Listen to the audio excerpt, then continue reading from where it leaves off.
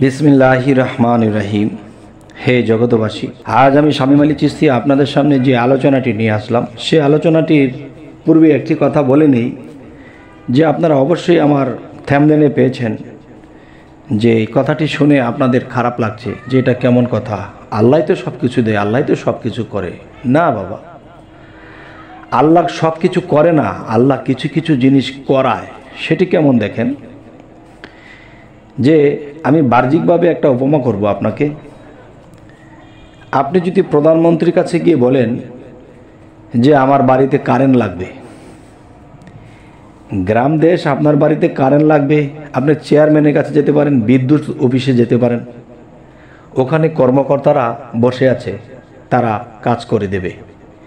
আর এই জিনিসের জন্য যখন আপনি প্রধানমন্ত্রীর কাছে যাবেন, আপনি তো প্রধানমন্ত্রীর কাছে যেতে পারবেন না।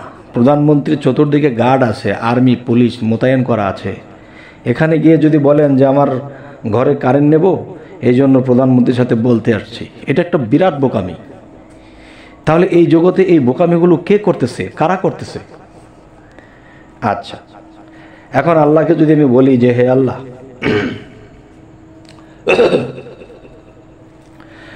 আপনি আমাদেরকে খাদ্য দিন, আপনি আমাদেরকে ধন সম্পদ দিন, আমরা চলতে কষ্ট হয়। তখন আল্লাহ বলে, আল্লাহ কি বলবে যে আমি ধন সম্পদ, এটার দায়িত্ব আমার কাছে নেই, এগুলো আমার কাছে নেই। তোমরা যদি ধন সম্পদের প্রয়োজন হয়, তাহলে আমার গুণবাচক নাম আছে, এবং গুণবাচক নাম যদি থাকে, সেই গুণবাচকের রূপস্বরূপও আছে। তোমরা সেখানে গিয়ে এটা চেয়ে নাও, এগুলো আমার কাছে নেই। আমি কর্মকর্তা হিসাবে আমি সমস্ত পৃথিবীতে ছড়িয়ে দিয়েছি। যেমন নবী রাসূল পয়গম্বরদেরকে রেখেছিলাম, এরকম বেলায়েতের যুগে মুর্শিদ রেখেছি, আরও আছে পৃথিবীতে ওরকম কেউ, তোমরা তাদের কাছে চেয়ে নিতে পারো। এই এক। দ্বিতীয়ত, যে আল্লাহর ৯৯টা নাম আছে, ৯৯টা নাম একটাও কিন্তু আল্লাহর নাম নয়, এগুলো আল্লাহর গুণবাচক নাম, আল্লাহর গুণের নাম। আল্লাহর নাম কিন্তু একটাও না, একমাত্র আল্লাহই তো আল্লাহ, কিন্তু সেইগুলো আল্লাহর গুণের নাম, কিন্তু আল্লাহর নাম নয়। যেমন মনে করেন, আপনি যখন খাদ্যমন্ত্রীর কাছে যাবেন, তখন সে খাদ্য নিয়ে তার সাথে আলাপ করতে পারবেন। এটা কিন্তু প্রধানমন্ত্রী খাদ্য আলাপ করবে না আপনার সাথে। আপনি গ্যাস মন্ত্রীর কাছে যাবেন, আপনি তার সাথে গ্যাস সম্পর্কে আলাপ করতে পারবেন, যা দেশের গ্যাসের কী অবস্থা, আমার এরিয়ায় বা আমার গ্রামে গ্যাস লাগবে, এটা আলাপ করতে পারবেন। কিন্তু এই আলাপটা আপনি প্রধানমন্ত্রীর সাথে করতে পারবেন না। ঠিক এরকম এই সমস্ত বিশ্বজগৎ যিনি সৃষ্টি করলেন, তিনি কিন্তু সবাইকে ভাগ ভাগ করে দিয়েছেন।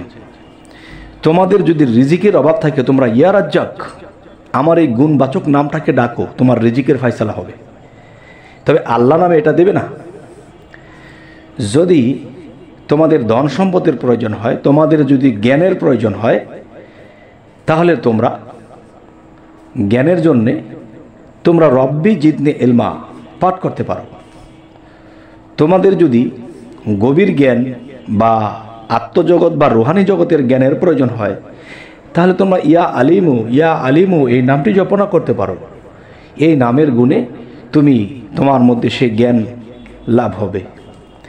তাহলে আল্লাহ নামটি বা আল্লাহ নামটি যদি আমরা ডাকি, তাহলে আল্লাহকে একদিন পাবো। আর আল্লাহকে যেদিন পাবো, তখন কিন্তু সবই আমার হয়ে যাবে। সবই আমার হবে কেমন? আমি যদি দেখা যায় যে মানুষ লাইন দিয়েছে, একজন জমিদারের বাড়িতে লাইন দিয়েছে, তাদেরকে খাদ্য দেওয়া হবে বা তাদেরকে বস্ত্র দেওয়া হবে। এখন দেখা যায় কোনো একদিন ওই জমিদারের সাথে আমার ভালো সম্পর্ক হয়ে গেছে, তখন দেখা যায় আমার লাইনে দাঁড়াতে হয় না, আমার জিনিসটা আমার বাড়িতে পৌঁছে যায়। তাহলে বোঝা গেল কি, আল্লাহর সাথে যদি কেউ সম্পর্ক করতে পারে তাহলে অন্য কারো সাহায্য লাগবে না, আল্লাহ এটা করে দেবে। কিন্তু আল্লাহর সাথে সম্পর্ক করা তো অনেক বড় কঠিন বিষয়। যাই হোক, আজকের যে আলোচনাটি, ধন সম্পদ, টাকা পয়সা, খাদ্য দ্রব্য, এগুলো আল্লাহর হাতে রাখেনি। আল্লাহ 99 নামের গুণবাচকের কাছে ছেড়ে দিয়েছে যে আমি আল্লাহ নামে একদিন আমাকে লাভ করবে, আমার রাসূলের নাম জপলে আমার রাসূলকে একদিন লাভ করবে। কিন্তু তোমাদের যদি খাদ্যের অভাব থাকে, ইয়া রাজ্জাক নামটা তোমরা জপনা করো। তোমাদের যদি কখনো জ্ঞানের অভাব পড়ে, রব্বি জিদনি ইলমা পাঠ করো। রব আমার গুণবাচক নাম, এই নাম থেকে, এই নামের গুণ থেকে তোমাদেরকে সেই জ্ঞান দান করা হবে। তোমরা যদি প্রখর জ্ঞান লাভ করতে পারো, প্রখর জ্ঞান চাও, তাহলে ইয়া আলিমু এই নামটি জপনা করো। তাহলে বোঝা গেল যে আল্লাহ খুচরা জিনিস নিয়ে বসে থাকে না, সমস্ত বিশ্বজগৎ আল্লাহ দেখশন করে রাখতেছেন, কোথায় কি হচ্ছে, কার কি ডিউটি, কে কেমনি কি করতেছে, কোন ফেরেশতা কি করতেছে, সূর্য কি ঠিকমতো ওঠানামা করছে,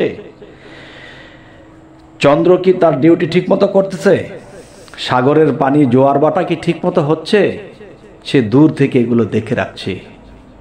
কিন্তু 18,000 মাকলুকাতের খাদ্য দেওয়ার জন্য আল্লাহ একজনকে রেখেছেন, এবং মানুষের বিপদ গোছানোর জন্য আল্লাহ গুণবাচক নামের মধ্যে কিছু রেখেছেন।